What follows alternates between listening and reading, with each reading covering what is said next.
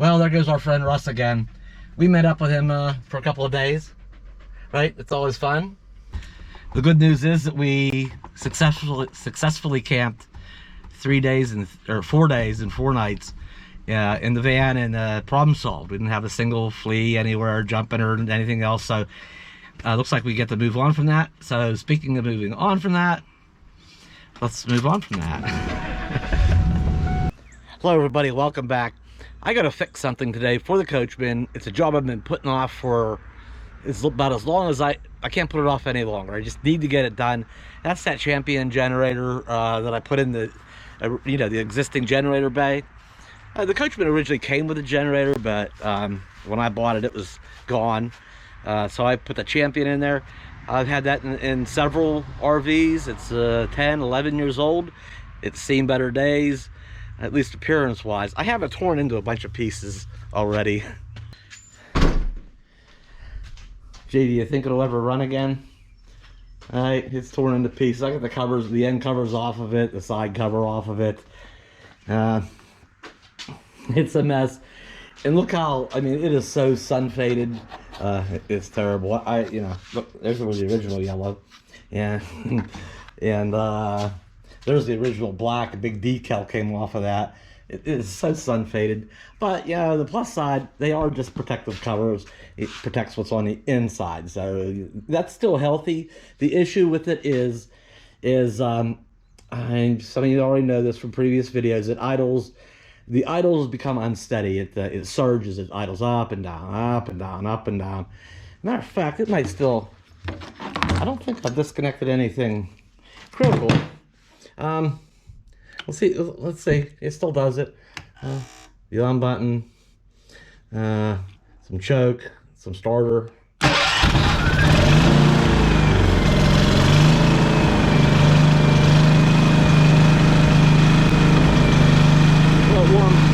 little warm up just a second. You kind of hear it doing it a little bit. Once it warms up, it's a more definitive up and down, up and down, up and down. It's starting to do it a little bit, see? That's what it does. Alright, let me shut it back down.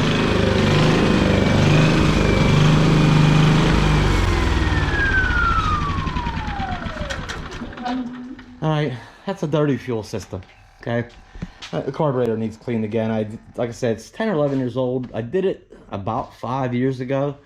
And over time, just fuels gets contaminated. Even the most micro, just tiniest particles can accumulate and get in the carburetor and stuff. And I know some people will say, last time I did it, fixed it right up. It went smooth again for another 5 or 6 years. And now it's due again. And I know some people will say, oh, run seafoam. Yeah, run seafoam through it and that'll fix it. Well, you know what? I used seafoam one time, and to its credit, it had some success. It was a rototiller that, said every year I have to get used in the spring and sometimes in the fall, but for the most part it sat. So it got this way where it was idling really bad. It almost stalled out. The low was so low, and it ran up and down, up and down.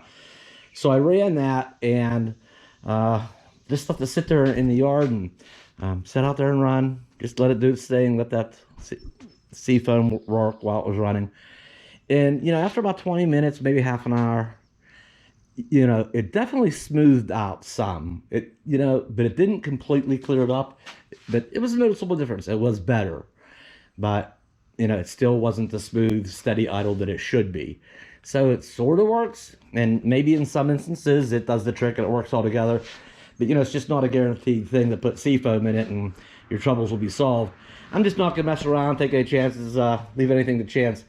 It's all about getting some gunk, whatever, out of the carburetor. Anyway, so I'm just gonna do it the manual way and take the thing off, clean it properly with carburetor cleaner and compressed air with from the air compressor, blow it out real good, and put it back on. And hopefully that'll smooth out, and I can put it all back together, and we'll be good to go for a while.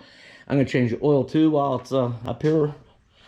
Yeah, it's a mess. I gotta run to the hardware store and get a couple of screws. That's why I have This end didn't need to come apart for just cleaning the carburetor.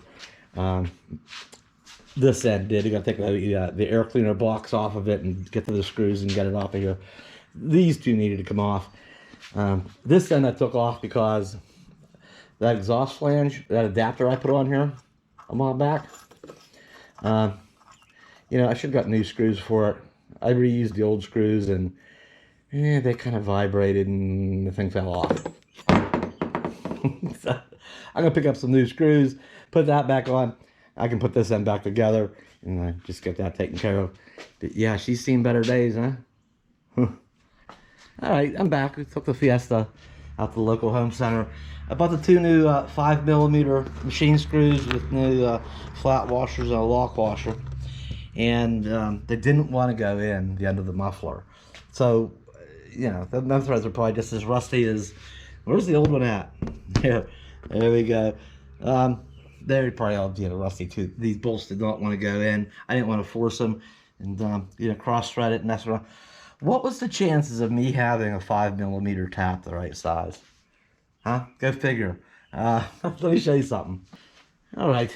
Yeah, me having been a machinist for many, many years, you know, I have many taps. There's a metric section over in here. But, you know, most of these are way too big. So I'm digging around in the bottom, looking for little ones and digging around the bottom. You know, like the third one I grabbed, I'm like, yeah, put it under my magnifying glass.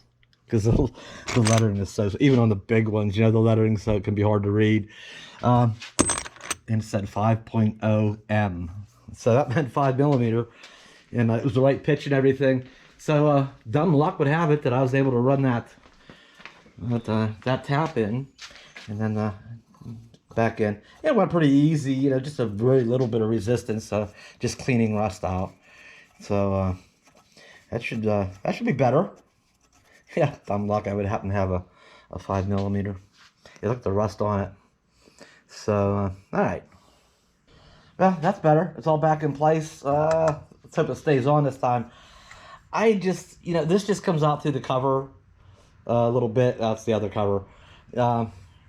So that I have the option. I put a piece of flexible exhaust tubing on her, 1-inch diameter flexible exhaust tubing. And it had an issue. Here it is. Somehow it didn't last very long.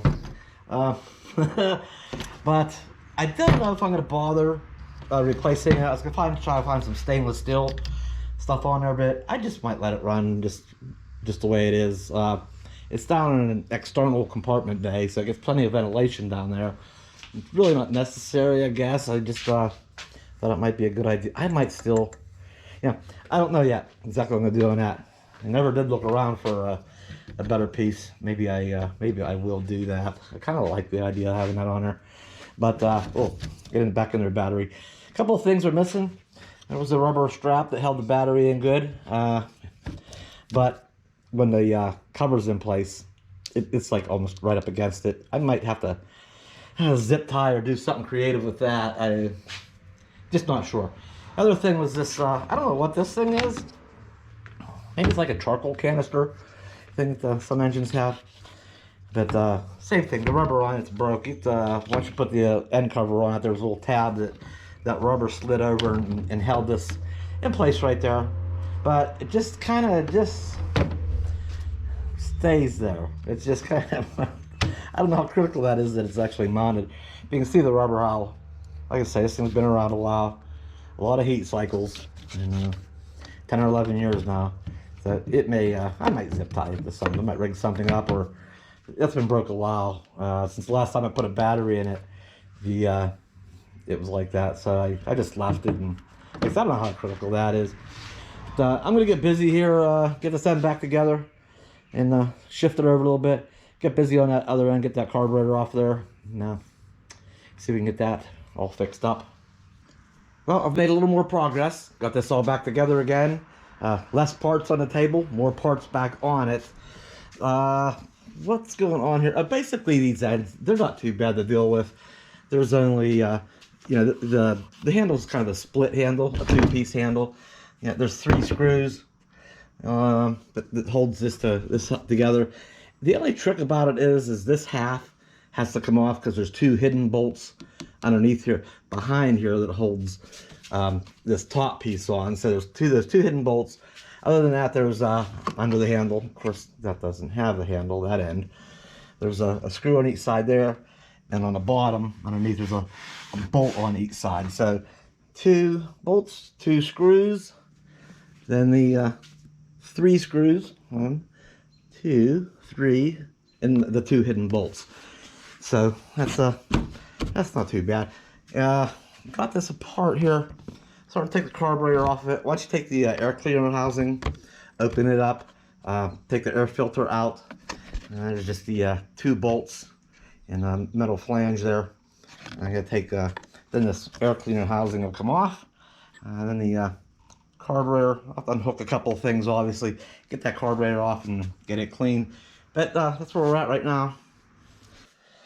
Okay, I've pulled the carburetor off of those studs and just have it out this far for now.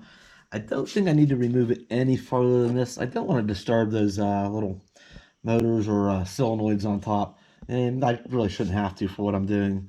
There's I gotta take the bowl, the fuel bowl, off of it, and make sure I clean that out, and the main jet that's in it. And there's a couple little passages in here. There's those 2 holes on the left, and one on the right down in there. That I just gotta blow out all those. Spray some carburetor cleaner in them. Make sure it goes in one end and out the other. It's like think of it as a straw. If you blow it in one end, it should come out somewhere else. But shoot it through any and all passages I find, and then follow it up by compressed air, and clean the bowl out good, get it all back together. But I didn't want to disturb these and the wires. I could have unplugged them up on this end, but they are way down in here, and you gotta take half this apart, and I really just don't want to disturb any more than I have to. I just kind of need to do work and some cleanup work in this area. All right, I found out there's some junk in the fuel bowl.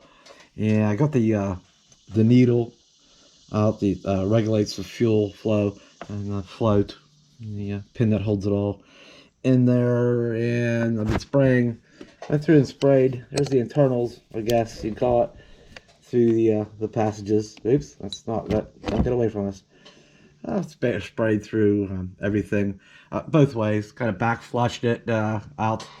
The fuel comes down through the fuel hose from the fuel tank down into this thing, and out through here. And that needle, and the needle will float regulate that. Then it fills the bowl as needed, and so kind of back flushed that. Fuel usually travels in this direction, so kind of sprayed it in the opposite direction, kind of back flush it into all the other passages, the main jet, and the other passages and stuff.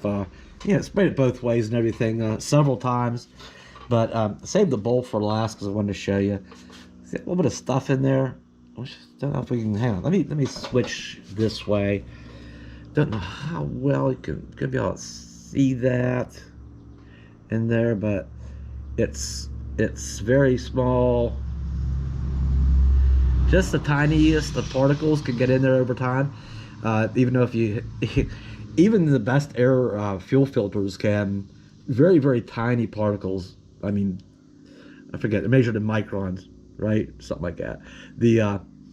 Can get by even the best of fuel filters. And over time, those tiny, tiny particles can accumulate. And so that's what was in the bowl. I'm sure some probably came out when I took the screw out of it, but that's what remains. I need to clean that out. But those are the kind of deposits and stuff that can get in these passages, and then it starts, starving for fuel and different, like when it's idling, or even full throttle if things are jammed up. It's not running right, or it's running too rich, or running too lean and stuff. So those nasty deposits. I guess there are additives maybe that'll remove some of them, and like I say, help out a little bit, and maybe it'll do a good job, and in some cases clean it out real well. I don't think there's really any substitution of actually taking it apart and doing a proper cleaning, though, a thorough. Let me get that cleaned out and get this thing put back together, see if we have any results, any good results to speak of. Oh, this might be an important thing to do, is when putting the carburetor back on, I I plugged the intake port with a paper towel, a piece of a paper towel to keep anything from getting in the intake, yeah, in the intake port. And it's important to make sure to take that out of there before I put the carburetor on it. They started sliding it on. I said, oh wait, there's paper towel there. I bring that out of there. We'll slide that on, get some bolts on, get the air cleaner housing back on it, and get some bolts on it. But yeah, that might affect its performance if I left paper towel in it, right? Well, we're getting close here. It's the housing's all back on it. It's all bolted back on. I believe everything is hooked up. Oops, except for this one hose. That hose is back on it into the air cleaner housing, and this one other hose from this charcoal canister. Fuel line's all hooked back up.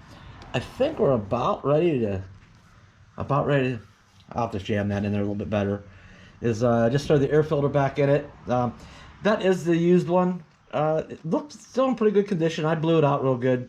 We're gonna reuse that for now, and I'm gonna throw that in there. And I think we're about ready to give it a try. Okay, looks good to me. I think it's together enough to at least try it. Might as well try it before I put it all back together, in case I got something badly wrong. Good to turn the fuel back on. Let that bowl fill up. Hopefully it doesn't start dripping. It didn't drip before. If I did things right, it won't drip now either. I think it's full enough. Yeah, it's getting there. Let's see, let's turn some power on. Moment of truth, I guess, to see if this thing will idle smooth again. Put that in the on position. I'm gonna give it some choke and push the starter button. Turn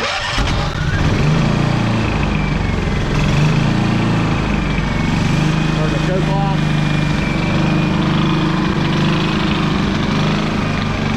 See if it's got idle any better,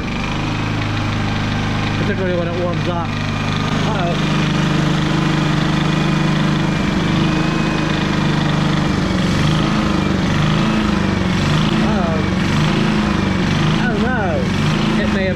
It may not have helped at all.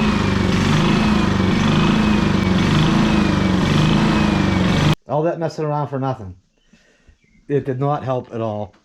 The last time, like I say, last time it behaved like that, cleaning the carburetor, that's fixed it. It came around. That's all it took last time, and it smoothed it out for the last 5 years. I think that was 2018. Yeah, that was the spring of 2018. I cleaned that, and it's been smooth ever since until recently. So, looks like there's a little bit more to it this time. Maybe it's just getting time. Maybe there's other worn components going on. It is 11 years old. Who knows how many hours are on it at this point. These older ones didn't have an hour meter on them to keep track of how many hours. So, and I didn't keep a logbook of every dang time I fired the generator up.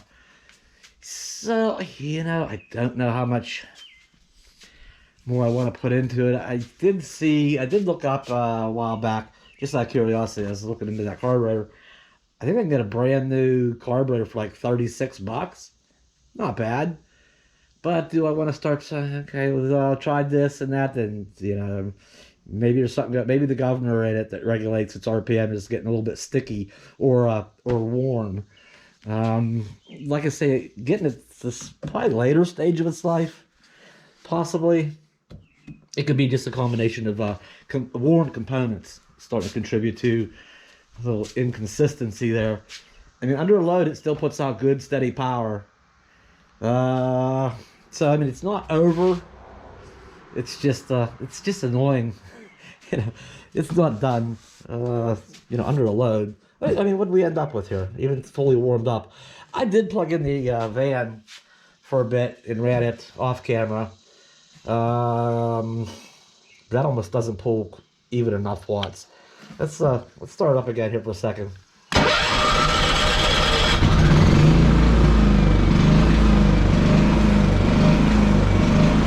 Yeah, I mean, that's annoying, right?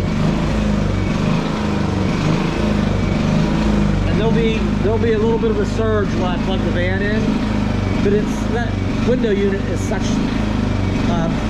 a little bit of power. It surges for a minute when I first plug it in. too. The air conditioner is running. That's only, the air conditioner is only like about a sixth of the capable power of this, so it's really not working hard running that window unit. If I turn the eco mode off,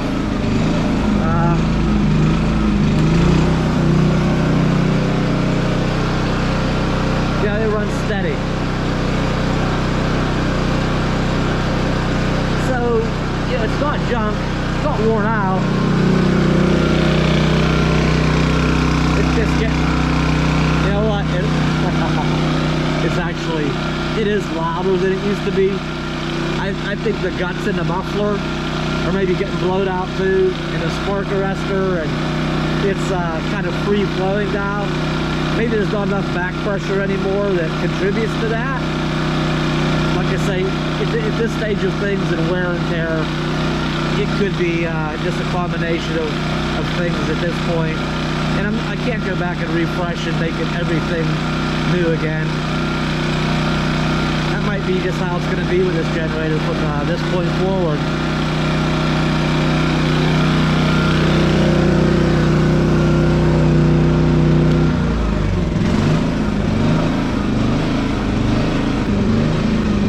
Alright, let me shut it off.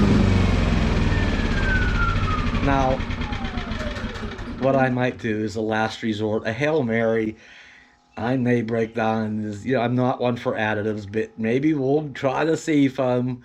Maybe it'll miraculously clear something else up some way. It's snake oil, miracle fluid, right? And if it did, I'd be sold. I'd be sold on the stuff.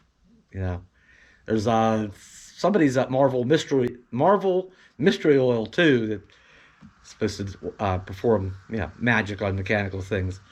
So who knows? Might be at the auto parts store next. I'll look at them, and if it's, you know, $4 or $5, maybe I'll just roll the dice and maybe get lucky. I have very little confidence in that. I might as well just throw $5 in a garbage can over there. Well, these days it's probably more like $8 or $10. I just hate to mess around with additives and find out, well, yeah, it helped, but still not quite right. And, you know, you threw that money away because you could go in and do a more expensive repair in the end anyway. So I don't know. I hate, it's so annoying like that. I like eco mode. It runs quiet, and like I say, it's not as quiet as it used to be. I think the muffler's kind of getting half blowed out, probably rusted. The internals are probably rusted and falling apart. And I hate the thoughts of buying a new generator. I just bought that one for the van. It's a little small. I mean, it'll work. It works in everything in the Coachman.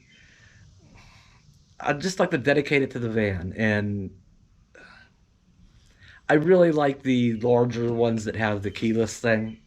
You know, when traveling, I can push a button and run the microwave or the coffee pot, or charge batteries if need be. And you know, push the button from inside. Don't put my shoes on and, you know, go out and pull start it. You know, it is more power. And the other thing is too, the smaller ones, you know, they're all real quiet when they're just idling in an eco mode. But when you put it under a load, let's say I need 1,000 watts. Okay, the little one, that it's only a 25. Is it 2,000 or 2,500? What did I buy? Oh, it's right here behind me. Okay, the little one, you know, 1,000 watts. That's a bigger chunk of what that's capable of. So it would run harder producing 1,000 watts than the 3,100. It's a smaller load for the 3,100. So what happens when you put them under load is this will actually be louder running 1,000 watts than this would be, because this one doesn't have to work as hard. Okay, yeah, at idle eco mode, they're quiet. This is probably a little bit quieter than this one by a decimal or two, but when they're working, this doesn't have to work as hard. This one really throttles up and is working hard. It does get louder running a load, a medium to large size load. So, like I say, I'd like to leave that one dedicated to the van and be more portable. I'd like the bigger one with the keyless thing built in to the Coachman. You know, I don't have to worry about when I get somewhere to take this thing out, and run a cord to it. And oh, the other thing too is when it's built in, I can run the roof air conditioner while I'm traveling. So I don't know. A new one's probably $1,000 dang. I just don't know. Not sure what I'm gonna do with it. Probably just keep using it and put up with the dang noise. I'm not gonna. I just don't have that change to throw around right now. All right, we're gonna wrap it up. I still gotta change the oil on it, and then put this cover back on it. And I might just put it back in the coachman as is, even with that annoying throttling up and down stuff. All right, I think that's gonna be it for this generator thing. It's where we're at. It's like I said, I bought that in 2017. I think I bought it in 2016. Oh no, it was earlier than that when I had my travel trailer in 2013. So yeah, it is 11 years old. Yeah. Huh. Yeah. I'll have to look into what they're costing these days. Let's put a fresh one in there that's quiet and runs that nice low steady quiet thing. I'd really like to put one in there. I just don't think that one in there is capable of doing that any longer at its age and amount of hours it's on it. That's it.